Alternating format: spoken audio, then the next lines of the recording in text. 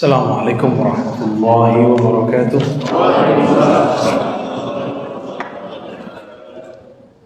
Abda'u bismillahirrahmani wabirrahim hidayna al-ihsani falhamdulillahil qadim bil awwali wal akhiri wal baqi wal akhir al-baqi bila tahawuli. Allahumma salli wa sallim wa barik ala sayyidina Muhammad wa ala alihi wa ashabihi wa li baitihi wa dhurriyyatihi ajma'in. Jemaah yang dimuliakan Allah, kita akan mulai 1 jam ke depan insyaallah kajian tentang akidah sifat 20 yang ditulis dulu oleh imam kita Sayyid Ahmad Al-Marzuki. Saya sudah mengisahkan di awal bahwa beliau awalnya bermimpi bertemu Rasulullah SAW. Ya, mimpi itu penting, tapi cuma jadi mubasyarah, hanya jadi kabar gembira.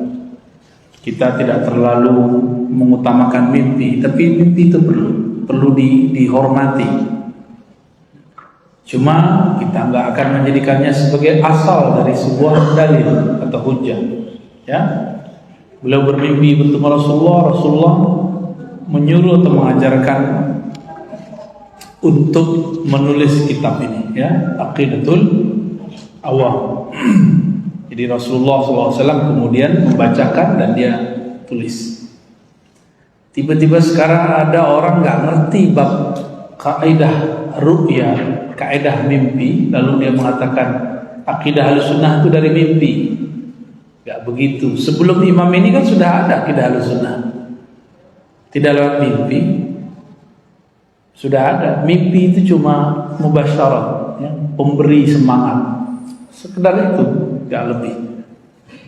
Ya, kalau saya juga cerita mimpi bukan berarti itu sesuatu hal yang spesial, biasa aja. Tapi perlu diingat, mimpi itu bagi seorang nabi sangat penting. Karena wahyu pertama adalah mimpi. Maka orang yang mengingkari mimpi, dia mengingkari dasar kenabian. Dan hari ini banyak kelompok berkopiah seperti kita, berserban seperti kita, tapi kemudian dia mengingkari asal nubuah ini. Ngejek-ngejek orang mimpi. Padahal kalau kakaknya ngakunya kitab sunnah, ikut sunnah. Imam Bukhari punya bab khusus tentang kitab Ar-Ru'ya atau Ta'birur Ru'ya, ada di Sahih Bukhari. Berarti pembahasan ini penting, sangat penting, supaya tidak sembarangan meremehkan mimpi, ya. Namun juga karena mimpi yang sederhana lalu kita berlebihan terhadap orang yang bermimpi, itu tidak boleh juga, ya. Jadi ini antara maju mundur begitu, ya. Mimpi terjemahan hati. Mimpinya apa? Berarti hatinya sedang kondisinya begitu. Baik.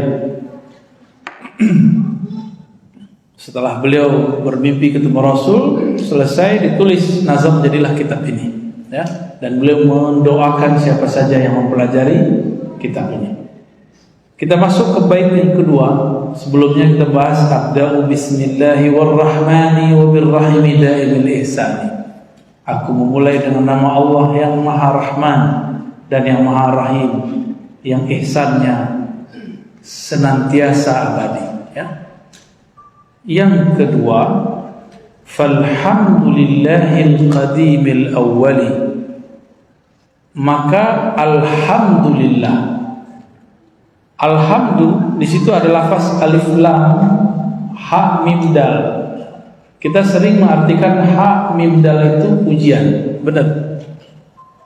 Tapi sebenarnya alhamdu itu adalah ungkapan terima kasih. Alhamdu, terima kasih untuk Allah yang Maha Qadim, ya. Alhamdu. Karena baca alhamdu, saya ingat mari kita baca surah Al-Fatihah. Kita kirimkan untuk Nabi dan pengarang kitab ini dan silsilah guru kita. Al-Fatihah.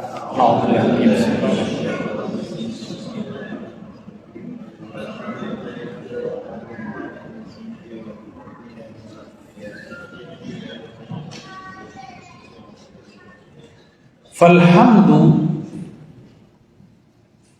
dan pujian atau ungkapan terima kasih yang paling sempurna. Itu makna alif lam. Alif lam itu sempurna. Apa arti alif lam? kesempurnaan kamaliyah, kesempurnaan Allah Subhanahu wa taala. Maka falhamdu, kesempurnaan pujian, kesempurnaan rasa terima kasih hanya layak dipersembahkan untuk Allah. Coba lihat nama Muhammad, mim ha mim dal. Ya, coba saya tulis ya.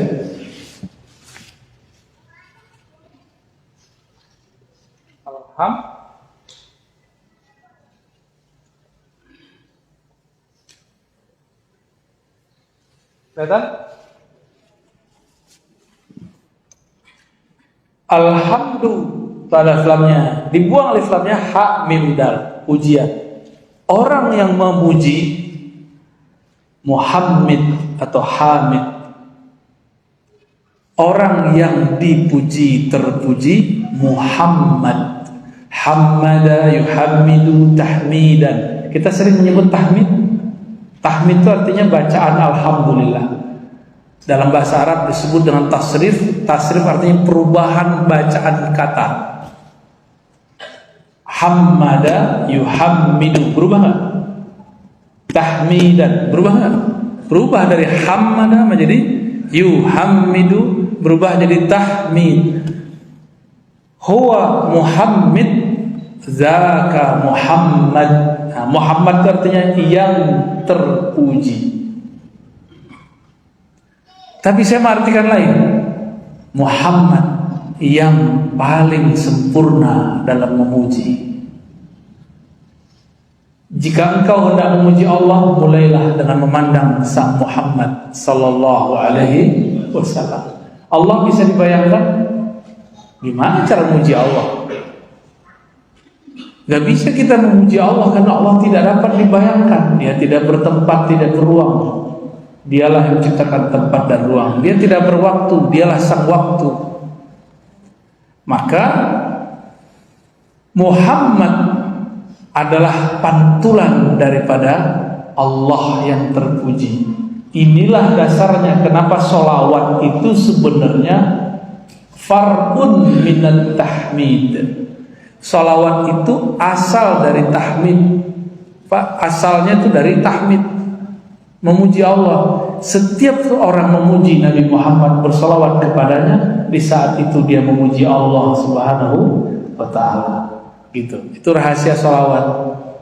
Ya, Allahumma sholli ala Muhammad.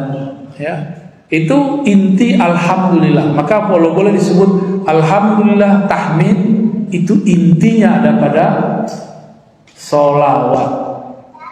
Alhamdulillahirabbil alamin. Siapakah yang paling sempurna memuji Allah? Muhammad. Dan Allah mengatakan, tidak aku ciptakan jin dan manusia kecuali untuk menyembahku, memujiku. Siapa yang paling lengkap memuji Allah? Kalau diterjemahkan, coba ulangi. Wa ma khalaqtul jinna wal insa illa liya'budun. Tidak aku ciptakan jin manusia kecuali untuk menyembahku, memujiku. Siapa yang paling banyak menyembahnya? Yang paling bagus memujinya? Muhammad. Coba diganti. Tidaklah aku ciptakan jin dan manusia kecuali untuk Muhammad. Itu masih banyak aja nggak ngerti ya. Kalau IQ rendah jangan kritik orang lah ya. Kalau IQ kurang, kalau nggak ngerti, tanya lagi maksudnya apa, maksudnya apa. Kita jelasin ntar. Jangan mengkritik sebelum paham. Ada orang mengkritik saya tentang bab Nur Muhammad. Dia nggak ngerti.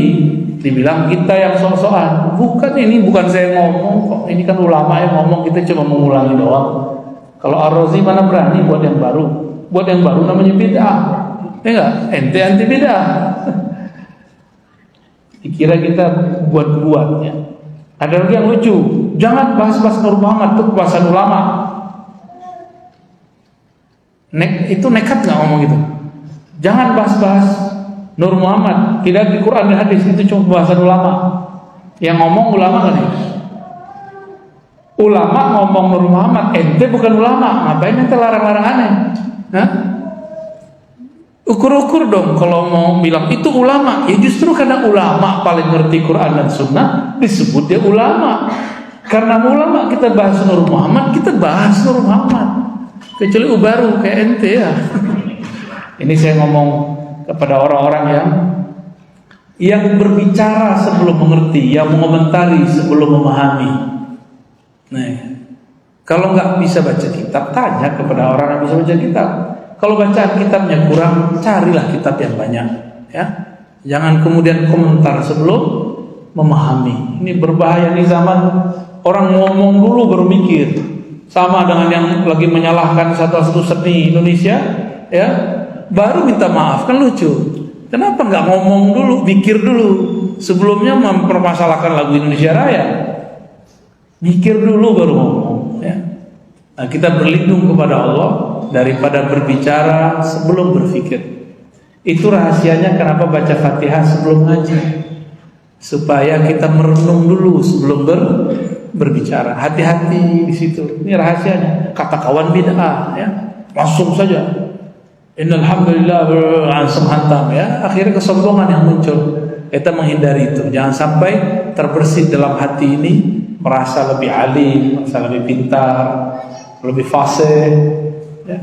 Ada setannya, Pak, setan fasih. Jadi kalau saya ngomong ini, alhamdulillah, nahnu nasta'inu, gitu. Itu perasaannya itu akan muncul kagum. Keren juga ya. Gitu. Merasa takjub. Ini yang dihantam dengan bacaan Al-Fatihah. Ini tips kalau mau mimpin ceramah, mimpin zikir, supaya tidak takjub ke dalam diri sendiri. Karena setan takjub ini bisa masuk lewat ilmu dan amal. Ini gawat ya. Alhamdulillah dan alhamdulillah. Alhamdulillahirabbil, maka segala puji, kesempurnaan pujian milik Allah. Dan yang paling sempurna memuji adalah Rasulullah Muhammad.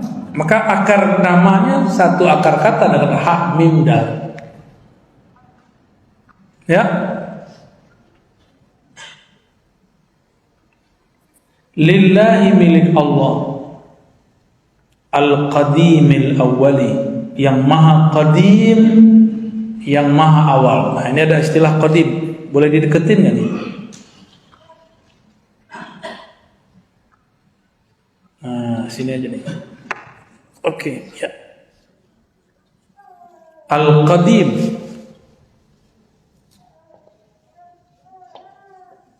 Mungkin ada khidmah satu ngapus ya sini. Al-Qadim. Apa arti qadim?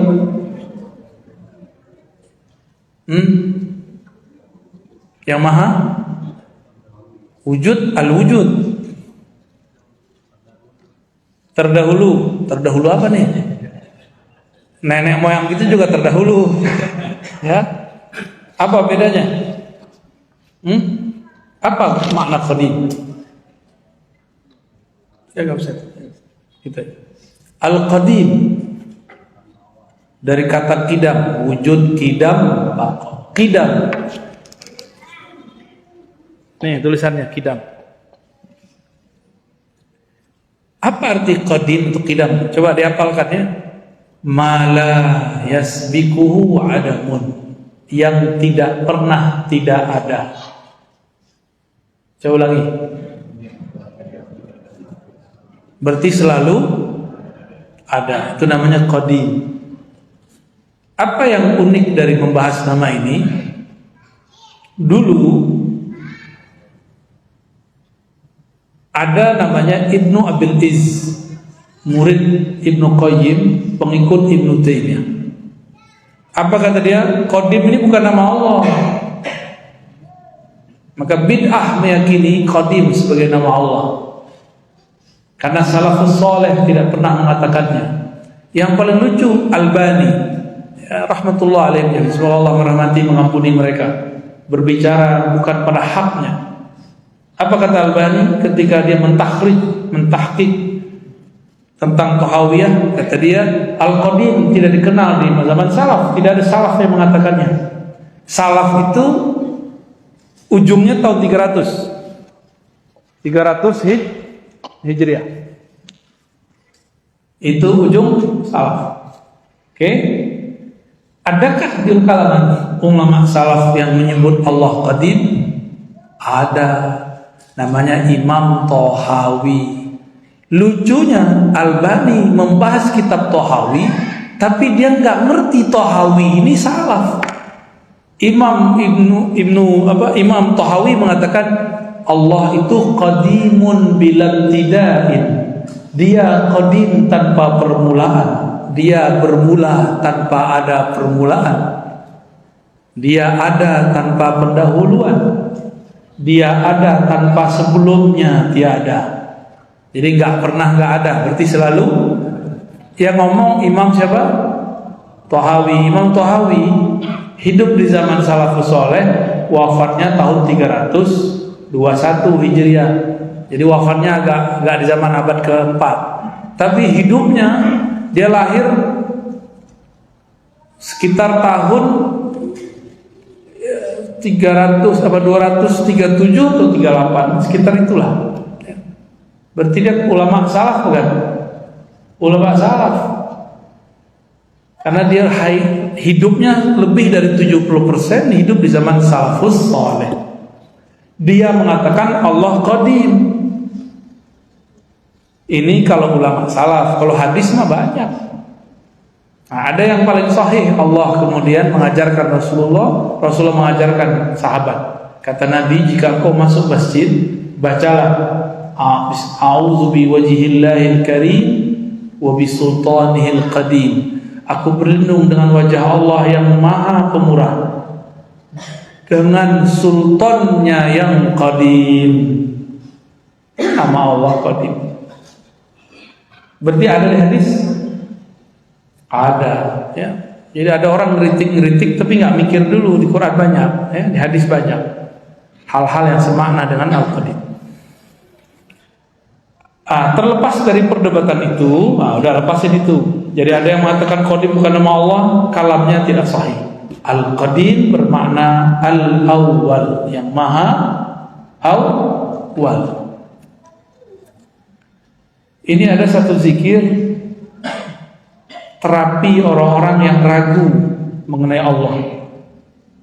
Itu surat Al-Hadid, huwal awwalu wal akhiru wal zahiru wal batinu wa huwa bikulli syai'in alim. Itu dibaca berkali-kali dengan makna yang pas, akan menghilangkan syak, ragu tentang Allah. Pernah ragu nggak tentang Allah? Kalau ragu baca itu. Diriwayatkan oleh Imam Tirmizi dan menjadi zikir utama orang-orang yang sedang ragu kepada Allah.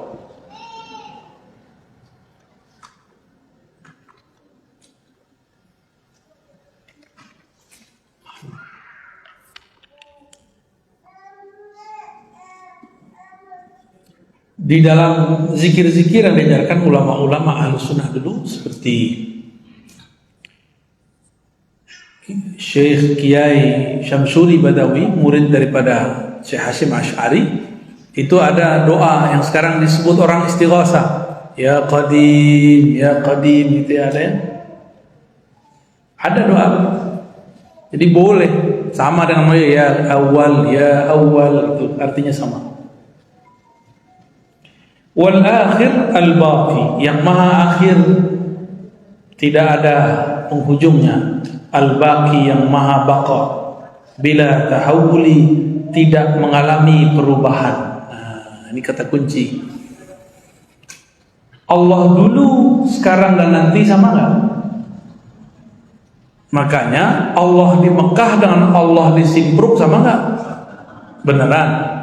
Terus kenapa antum itu nafsu sekali umroh?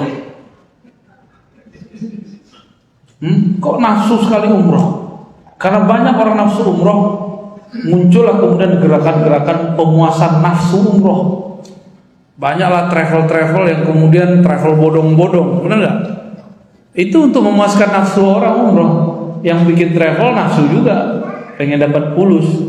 Jadi nafsu ini ada nafsu mau ke sono, ada nafsu pengen dapat duitnya. Iya, dan kita sudah lihat ada yang ditangkap, ya. Buat aja travel, tapi jangan pakai nafsu, sulit ya. Yang kebayang sudah dolar dan real, lagi tawaf real ya Allah. Itu kawan saya 4 tahun dia kerja jadi mutawif. Apa kata dia? Wallahi Buya, saya selama umroh haji bawa jamaah nggak ingat Allah, saya ingatnya real ya Allah, dolar ya Allah. Ya saya nggak tahu yang lain ya, itu pengakuan dia. Mungkin ustadz yang lain nggak begitu, mungkin lebih tulus ya. Enggak juga sih kayaknya. Allah di sana di sini sama kok. Kita ke sana itu bukan karena kita pengen ini dan itu, tapi karena perintah. Ada kesanggupan kita datang ke Mekah Madinah. Bukan karena saya pengen gitu. Itu namanya ibadah dengan nafsu. Ibadah dengan hawa. Afara'aita man ittakhadha ilahahu hawa. Ibadah pakai nafsu itu gitu. Jadi dengan tidak adanya haji umroh sekarang kayaknya sedih gitu, kayaknya imannya runtuh gitu. Kayaknya Allah itu nggak ada lagi kalau nggak ada umroh. Emang urusan mau haji umrohnya nggak ada, Allah tetap ada. Benar nggak? Allah sudah ada sebelum perintah haji umroh. Allah sebelum memerintahkan haji umroh sama nggak dengan setelahnya? Sama, beneran. Antum sholat di sini pahalanya 27. Kalau di sana berapa? 100.000 kan pahala. Kita cerita pahala. Tapi yang disembah sama nggak? Jadi sebenarnya kok bisa 100.000? Kalau saya pendekatannya bukan masalah setiap sholat dapat 100.000, enggak. Jika engkau sholat di sana terasa dekat kepada Allah, dihitunglah 100.000. Itu sebenarnya yang dilupakan orang. Awal kita masuk ke kota Mekah, masuk ke Masjidil Haram, berdesir melihat Ka'bah. Apakah kita menyembah Ka'bah? Kan enggak. Ada yang menyembah Ka'bah? Musyrik. Ka'bah itu cuma bebatuan dan ada air di bawahnya Zam-Zam. Itu makhluk. Kita enggak nyembah itu. Makanya doa ketika ketemu Ka'bah, Allahumma zidhu ta'syarifan wa ta'ziman. Ya Allah, tambahkan kemuliaan si batu ini, si Ka'bah ini. Bukan kita menyembah batu. Jadi sebenarnya antum kalau di sini koneksi hatinya kuat, di sana lebih kuat lagi, begitu maksudnya. Di sini 27 jamaah, di sana bisa 100.000. 100.000 energi zikirnya.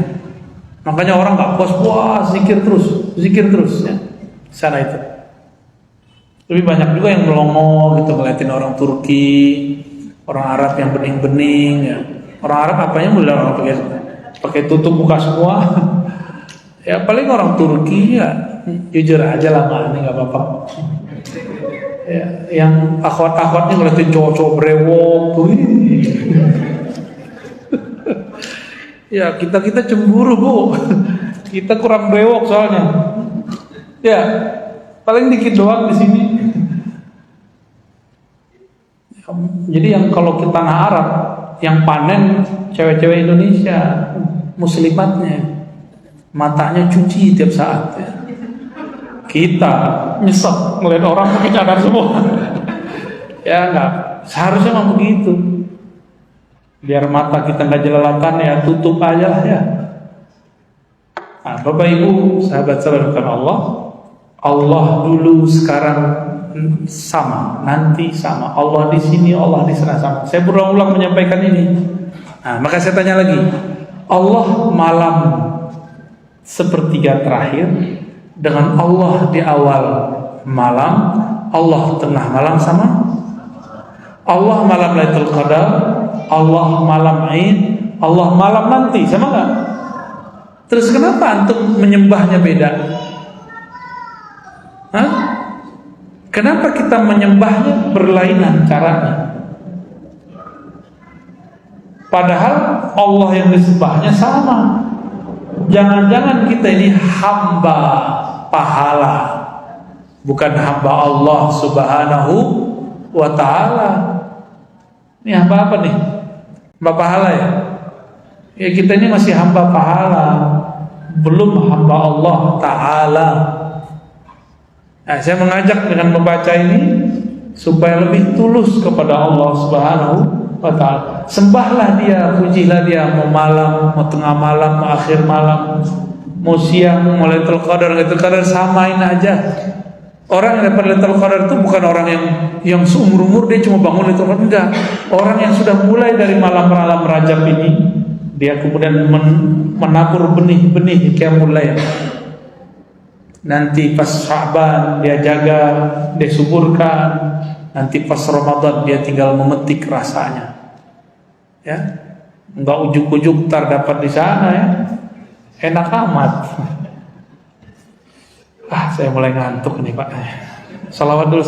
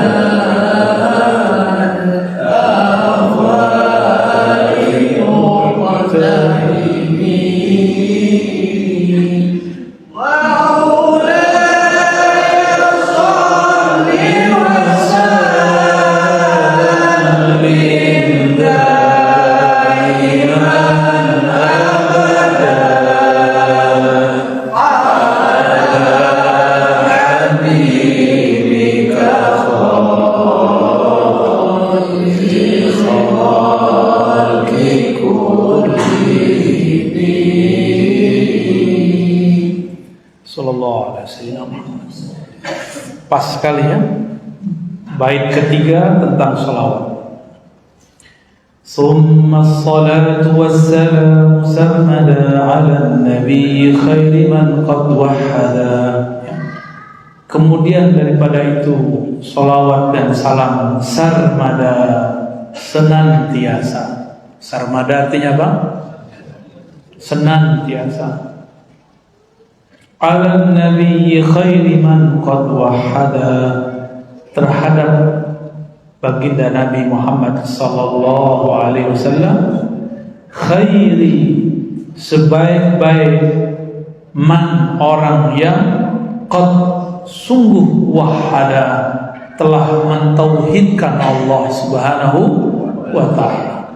Jadi yang paling sempurna mentauhidkan Allah itulah baginda Rasulullah sallallahu alaihi wasallam. Maka Rasulullah ini salah satu nama nurnya, nama kehambaannya adalah Abdul Ahad. Apa namanya beliau? Abdul Ahad, yang hamba yang maha sempurna Allah Subhanahu wa ta'ala. Keesaannya memancar dalam diri Nabi Muhammad sallallahu alaihi wasallam. Allah itu cuma mandang kolbu Nabi, hanya mandang kolbu Nabi. Kalau nur Nabi sudah tidak ada di muka bumi, itulah yang disebut kiamat. Maka rumah tangga akan hancur jika nur itu sudah ada, tidak ada di rumahnya. Pengkar aja, tapi nurnya jangan hilang. Itu nur kasih sayang. Ya, cekcok silakan, tapi jangan keluar dari nur itu.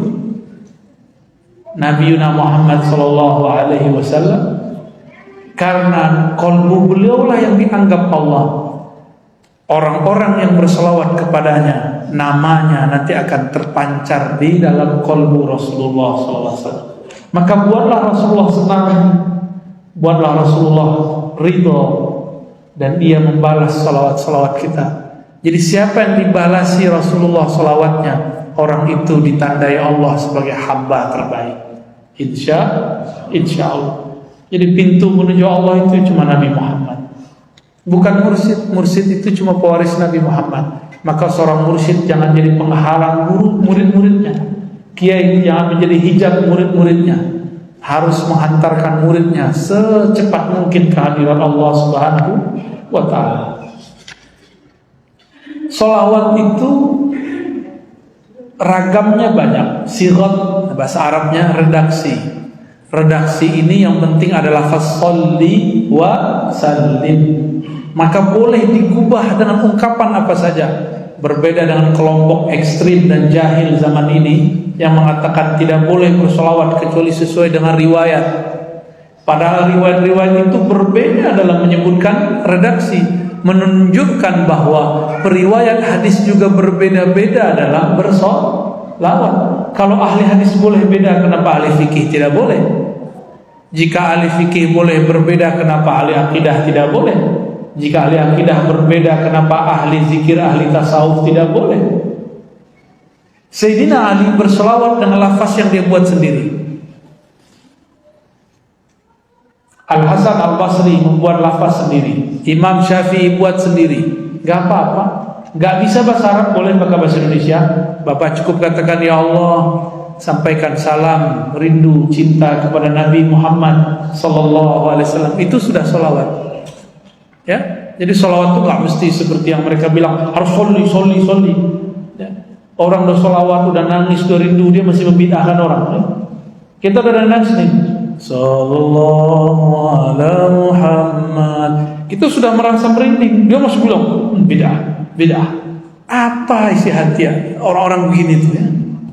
Nggak ada cinta di kalbunya. Orang sudah rindu Allah, rindu Rasul, dia masih sibuk menyalahkan orang yang rindu kepada Allah dan Rasul. Maka ke depan nggak usah dihiraukan kelompok-kelompok ini. Kita beramal saja, ya. Maka saya menjawab itu cuma dalam rangka menenangkan umat dan jamaah. Nggak ada urusan, saya nggak perlu ditenangkan lagi. Cuma jamaah ini kan perlu ditenangkan dikit-dikit ya. Kayak antum ini kan butuh ketenangan. Ya, butuh dilus-lus dikit nih dalilnya gitu. Berselawat itu boleh dengan angka-angka tertentu, boleh dengan jumlah-jumlah tertentu, pada waktu-waktu tertentu. Bebas. 1 selawat 10 rahmat. Maka orang yang berselawat 10 kali dapat 100 kali dapat 1000. Maka orang yang berselawat 1000 kali setiap hari, Allah kuatkan dia dengan perkalian berapa? 10 lagi, berarti 10.000. Jadi antum yang bekerja, berpolitik, guru ngaji, gak usah khawatir kalau sudah sholawat. Di dalam rahmat itu ada rezeki. Maka orang-orang ahli sholawat itu gak perlu minta rezeki dengan sholawatnya. Dia bersholawat itu sudah rezeki. Maka aneh kalau masih ada yang sholawatin mobil biar dapat kebeli. Norak. Sholawatin rumah biar lunas, ya salah. Emang kalau nggak mau lunasin rumah nggak sholawat ente? Emang kalau nggak mau beli Fortuner, Pajero, Alphard, ente nggak mau sholawat? Mau beli apa? Veloz ya? Expander apa lagi? Bandel kali ya. Jadi orang ini sholawat kalau lagi ada butuh. Orang-orang begini, orang-orang tidak sopan kepada Rasulullah Sallallahu Alaihi Wasallam. Kok minta dunia pakai nama Nabi? Itu orang paling aswaul adab, orang yang paling buruk adabnya. Meskipun kata ustadz itu bagus. Ustadz siapa itu yang ngomong ya? Mau sampai kapan antum begitu? Rasulullah nggak ridho kok. Rasulullah nggak ridho. Rasulullah maunya kita sholawat karena betul-betul cinta kepadanya, bukan karena kita pengen sesuatu. Oh ini kiai saya, ya kiai kamu nggak wali berarti. Cari kiai yang wali, Allah. Gampang nyarinya, cari yang dia sholawatnya karena Allah Subhanahu Wa Taala, karena cinta Rasulullah. Itulah kekasih Allah. Kekasih itu dia bersolawat tanpa syarat, dia berzikir tanpa syarat. Itu baru kekasih. Kalau nggak matre ya. Ada orang nikah sama antum karena udah dapat kerjaan, itu namanya memanfaatkan, ya. Ya boleh sih halal-halal aja, tapi secara kerohanian itu tercela. Coba antum nih, ada orang senang sama kita karena latar belakangan kita, dianggap kita guru lah, ustaz lah, orang keturunan orang kaya misalnya, anak kiai. Kita mandang orang itu apa? Ini cowok nih, mandang ceweknya apa? Cewek mah. Antum ridho nggak sama orang begitu? Senang nggak sama orang begitu? Nggak senang, ancaman, menghindar kita ketemu. Itulah yang terjadi pada orang-orang yang bersolawat karena ingin dunia. Rasulullah akan tunaikan hajatnya, tapi dia dihindari Rasulullah. Rasulullah nggak mau ketemu orang begitu. Maka kalau mimpi paling ketemu mukanya dari samping. Kalau mimpi paling ketemu punggung, Rasulullah nggak mau noleh dia. Itu terjemahan bahwa dia selama ini bersolawat bukan karena cinta Allah, cinta Rasul Sallallahu Alaihi Wasallam. Beras habis nih solawat. Berarti solawatnya karena beras habis. Ntar kalau beras ada nggak solawat. Jomblo solawat. Kalau udah nikah nggak solawat. Begitu ya. Itu cukuplah amalan begitu tahun-tahun lalu, tahun-tahun sebelumnya. Udah pandemi gini kok masih begitu ya. Ilmu asrar sudah dibuka, rahasia-rahasia Allah sudah diberi. Untuk apalagi kita kemudian turun pangkat ya. Maka di akhir zaman nih cukup satu sholawat, tapi tulus kepada Rasulullah. Rasulullah menoleh kita. Daripada antum sholawat 4.404 kali supaya hajatnya dikabulkan. Maka saya jarang membaca sholawat yang dari ulama-ulama yang isinya untuk memudahkan urusan, itu udah jarang saya baca. Malu aja bawaannya, ya, merasa gak pantas. Itu thariqat zaman dulu lah, thariqat akhir zaman beda lah ya. Akhir zaman kembalikan kepada Rasulullah Sallallahu Alaihi. Allah bersolawat. Allah emang mau rumah. Allah itu emang maha jomblo kan esa. Allah gak butuh ya selainnya. Innallaha wa malaikatahu. Allah bersalawat kepada Nabi. Emang Allah mau beli mobil? Enggak kan? Bersalawatlah sebagaimana dia bersalawat kepada kekasihnya. Tulus. Ya, itu salawat antum udah sama dengan dunia dan seisinya. Ya. Ada yang salawat untuk melet orang. Ya salah. Norak itu.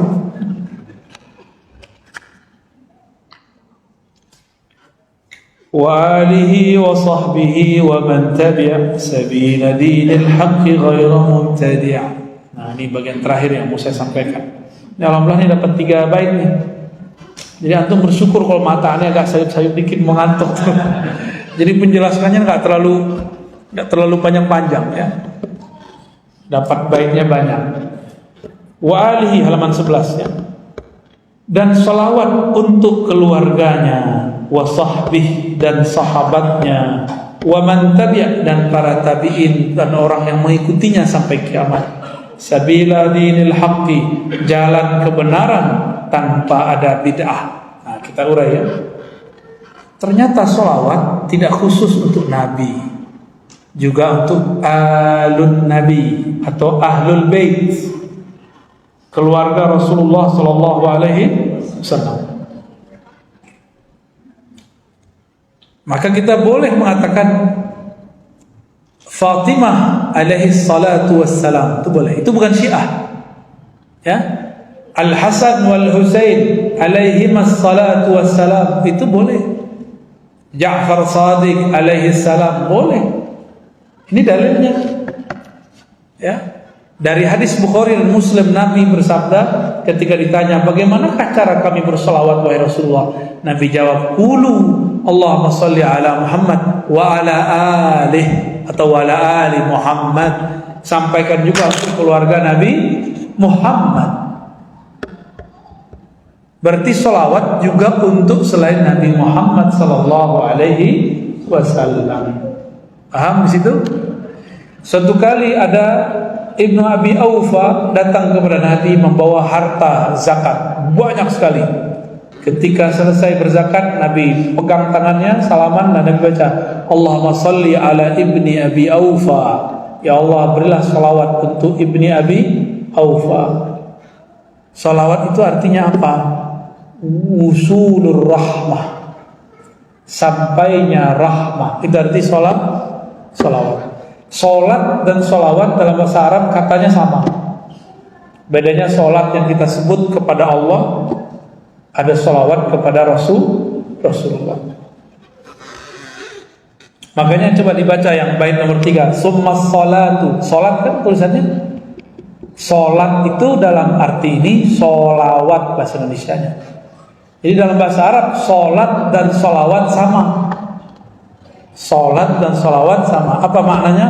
Wusulur rahmah. Maka setiap kali orang salat ada rahmah bersamanya, ya. Wasahbih. Nah, ini diperdebatkan oleh para ulama. Bolehkah bersalawat kepada sahabat? Tadi saya sudah jawab. Nabi bersalawat kepada Ibnu Abi Aufa, sahabat bukan ahlul bait. Jadi boleh, ya? Boleh kita mengatakan Abu Bakar alaihi salam, boleh. Saya punya guru mursyid saya dalam tarekat Syadziliyah, setiap kali nyebut nama sahabat pakai alaihi salam, nama ulama pakai alaihi salam. Dalilnya dia pakai ini. Namun itu diperdebatkan oleh ulama yang lain seperti Imam Nawawi. Wa man tabi', dan orang-orang yang mengikutinya disebut tabi'in. Tabi'in ini murid sahabat Nabi. Mereka tidak bertemu Nabi, tapi berguru kepada sahabat Nabi. Di antaranya adalah Imam Al-Hasan Al-Basri. Itu tidak ketemu Nabi. Dia lahir di zaman Umar, di zaman Utsman dia hijrah ke Kufah, ya. Terus, sabila dinil haqqi ghaira mubtadi'. Jalan ke agama yang benar tanpa ada bid'ah. Ini penting sekali. Jadi bid'ah itu apa sebenarnya? Boleh dihapus? Apa arti bid'ah? Tidak ada dalil, lolos. Tadi masih ada yang ngomong yang Nabi tidak lakukan. Nabi pernah azan nggak? Nggak pernah. Bid'ah dong. Jadi bid'ah itu bukan yang Nabi tidak buat. Kalau Nabi ngomong nggak perlu diamalkan. Kalau Nabi melakukan perlu dilakukan. Nah, ini nggak benar orang begitu, ya. Mufti gadungan namanya, ustadz palsu. Mana ada ulama begitu ngomong dari dulu. Jadi saya debat dengan seseorang, apa kata dia? Udah lama dulu. Ternyata kemarin ada teman saya mengulang itu, kisah itu.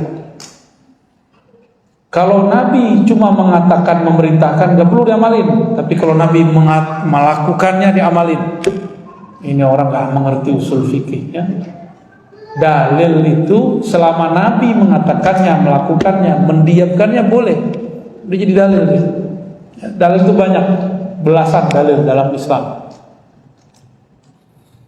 Bid'ah, ada satu hadis yang sering dibaca, kullu bid'atin, setiap bid'ah itu sesat.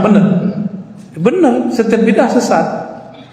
Tapi maksud Nabi ngomong bid'ah itu berbeda dengan maksud Umar ngomong bid'ah.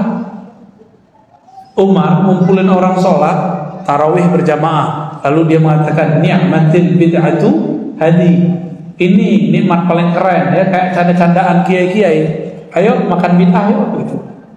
Banyak kita ketemu kiai suka nyandain bid'ah. Itu seperti Umar. Sayyidina Umar mengatakan ni'matil bid'atu hadi. Anaknya ngomongnya sama, Abdullah bin Umar mengatakan ni'matul bid'atu hadi. Maksudnya apa? Apakah Umar, Abdullah menyalahi Rasulullah?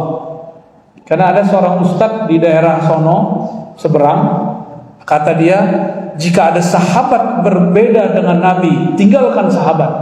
Kayaknya benar, ya? Kayaknya benar, kan? Omongannya kayaknya benar. Tapi tujuannya apa maksud itu? Dia ingin membatalkan antum, tapi dengan kalam ini dia sedang menghina sahabat. Katanya dia anti Syiah, Rafidhah, tapi kok malah menjadi seperti Syiah. Terbayang gak oleh antum ada sahabat amalnya bertentangan dengan Rasulullah? Terbayang gak? Sulit kita bayanginnya. Kayaknya dia punya buku setan kali ya. Dia menemukan sahabat berbeda, bertentangan dengan Rasulullah. Itu bukan sahabat, namanya munafik. Sahabat itu disebut sahabat jika dia bertemu Nabi, percaya kepada Nabi, ikut sunnah Nabi, mata alal Islam, dan dia wafat dalam keadaan Islam. Itu yang disebut sahabat. Kalau menyelisihi Rasulullah berarti dia munafik, nggak masuk sahabat. Maksud dia ketika mengatakan Umar bilang ada bid'ah yang bagus, Nabi bilang semua bid'ah sesat, ente tinggalin Umar yang benar. Ya salah. Apa lebih paham LCMA doktor hari ini daripada Umar? Yang paling mengerti maksud Nabi siapa? Sahabat. Yang paling mengerti maksud sahabat siapa? Tabi'in. Katanya uslubnya salaf begitu. Giliran Umar beda dengan penjelasan ini, dia tinggalkan Umar. Kayak gitu ya. Kalau bahas bid'ah jadi pakar lagi. Saya paling gregetan cuma itu doang ya. Se-Indonesia yang paling gregetan itu doang. Oh, yang ngomong wayang suka-suka dia lah ya. Tahu kan? Suka-suka dia. Tapi ini ada orang ngomong, jika sahabat berbeda dengan Rasul, tinggalkan. Ya Allah, ya Allah. Kok ada keyakinan dia seperti itu? Usut-usut nama dia nama setan. Nama yang ngomong tuh nama iblis. Mungkin dalamnya iblis kali berwajah ustadznya. Bagaimana mungkin sahabat utama seperti Umar menyelisihi Rasulullah Sallallahu Alaihi Wasallam? Nih saya ulang nih, antum belum konek-konek sebagian ini. Nabi ngomong setiap bid'ah sesat. Umar ngomong ini bid'ah terbaik. Bertentangan nggak? Kata dia, tinggalkan Umar. Yang benar cuma Rasul. Ini menghina Umar kan? Menghina Umar. Oh, jangan-jangan ini Syiah gaya baru. Syiah bermanhaj salaf.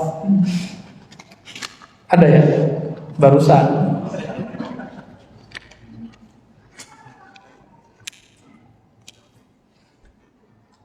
Bid'ah itu bukan hukum. Ini tolong digaris bawahi. Bid'ah bukanlah hukum. Hukum itu cuma 5.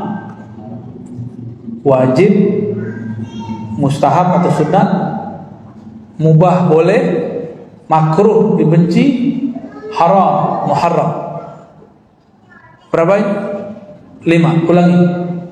Wajib, 3, 4. Oke. Si bid'ah ini kan artinya sesuatu yang baru, yang Nabi tidak kerjakan atau dalilnya belum ketemu. Apabila si bid'ah ini ya kita dapati di suatu masa, maka dia tidak boleh dikatakan langsung dolalah. Mesti dicek dulu, jangan-jangan dia bukan yang dolalah itu, jangan-jangan masih ada dalil yang menyokongnya, maka disebut kemudian bid'ah hasanah. Oh, gak ada bid'ah. Ente kok ngomong bid'ah dibagi-bagi, kan kata kawan kita gitu. Rasulullah bilang kullu. Ente masih bagi, menyelisihi Nabi. Gampang sekali balasnya. Kamu punya imam kan, namanya Ibnu Taimiyah? Ya, pasti dia bilang ya. Ibnu Taimiyah membagi bid'ah jadi 2. Hah? Apa pembagian Ibnu Taimiyah? Bid'ah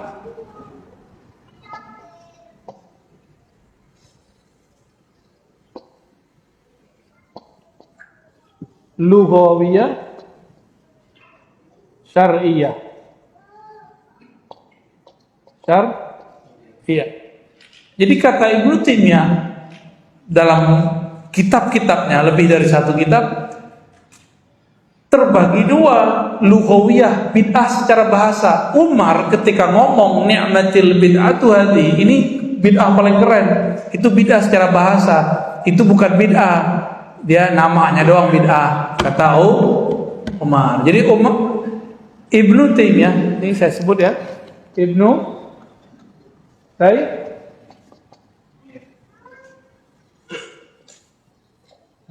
Gelarnya Syekhul Islam. Dia membagi bid'ah seperti itu. Ini disebut bid'ah, tapi lughawiyah, masih boleh dipakai. Contohnya sholat tarawih 20 rakaat. Tarawih. Syariah ini bid'ah yang menyalahi syariat.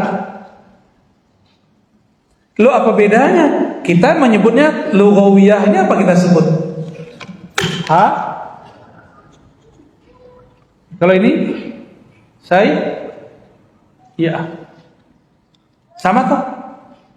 Bid'ah baik, bid'ah buruk ya sama aja. Kenapa istilah imam boleh, istilah imam kita nggak boleh? Tuan mana imam kita? Ya. Yang bilang bid'ah baik, bid'ah buruk kan Imam Syafi'i. Lalu dilanggengkan oleh Imam Ibnu Abil Iz, Imam Ibnu Salah, dan ditulis kembali oleh Imam Nawawi. Wah, kalau kita ukur-ukur bisa begini Pak, emang situ lebih pintar dari Nawawi. Tapi kan kita nggak mau begitu, walaupun kita mau ngomong juga. Ya. Kayaknya ditegur mau selesai cepat ini. Udah jangan perang lagi bro. Jadi bid'ah hasanah versi mazhab yang 4 oleh Ibnu Taimiyah disebut lughawiyah, bid'ah sayyi'ah disebut syar'iyah. Berarti Ibnu Taimiyah imam salafi bagi bid'ah enggak? Bagi bid'ah enggak tuh? Ya. Loh, Ibnu Taimiyah. Ternyata kita sama-sama bagi bid'ah jadi dua ya. Beda-beda istilah aja. Terus kalau begitu kenapa mereka tidak ngerti-ngerti juga? Inilah masalah mereka. Nggak mau baca kitab imamnya. Yang baca Ar-Razi lagi, ya.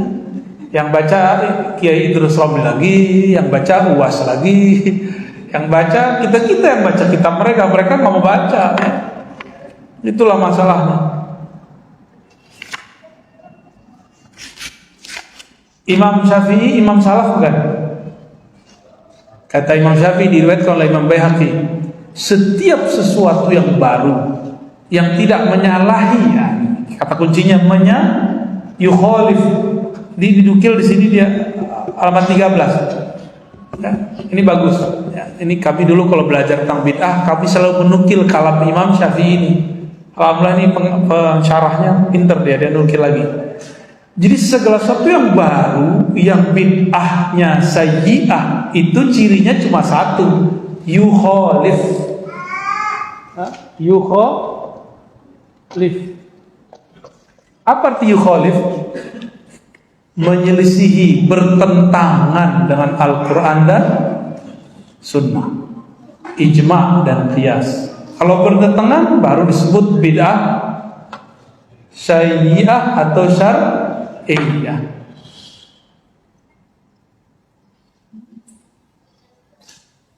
Silahkan dibaca ya halaman 13 ya. Jadi Imam Syafi'i sendiri yang bilang ada bid'ah yang mazmum, sayyi'ah mazmumah, hasanah ini mahmudah, sama aja. Itu perbedaan istilah. Ya. Imam Syafi'i membagi bid'ah. Imam Syafi'i imam salaf. Ibnu Taimiyah membagi bid'ah. Dia pengen ikut salaf walaupun bukan orang salaf. Sekarang ada kelompok yang mengaku salaf tidak mau membagi bid'ah. Antum kira mana yang benar-benar salaf? Kitalah pewaris salaf yang sebenarnya. Cuma kita kan nggak perlu bilang-bilang kita salaf, ya. Nggak perlu, karena jangan-jangan penyebutan gitu menjadi sombong. Kita cukup mengatakan, wah saya hamba Allah, bermazhab Syafi'i, udah cukup, nggak usah bilang salaf ya, salaf banyak.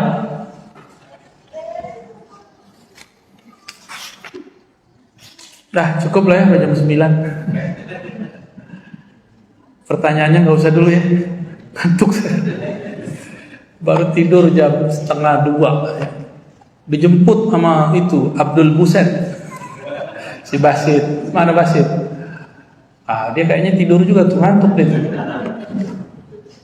Karena sudah 2 bulan nggak ke itu apa sih tadi, Nabawi ya. Saya ingat-ingat wajah orang yang ngajinya sendu-sendu, saya datang. Kurang-kurang tidur nggak apa-apa. Saya cuma minta doa aja ya. Tolong doakan kami semoga tetap fit, semangat dan tulus ridho menjalani jalan ini ya. Saya juga doakan antum semua semoga tambah faham akidah Ahlussunnah, tambah dekat kepada Allah, tambah cinta kepada Rasulullah sallallahu alaihi wasallam. Semoga Allah ridha kepada kita semua. Nas'aluka ridhaka ya Rabb, nas'aluka ya Rabb ridhaka wal jannah, wa na'udzubika min sakhatika wan nar. Subhana rabbika rabbil izzati amma yasifun wa salamun alhamdulillahi rabbil alamin. Mohon izin tidak salam-salaman ya. Assalamualaikum warahmatullahi wabarakatuh.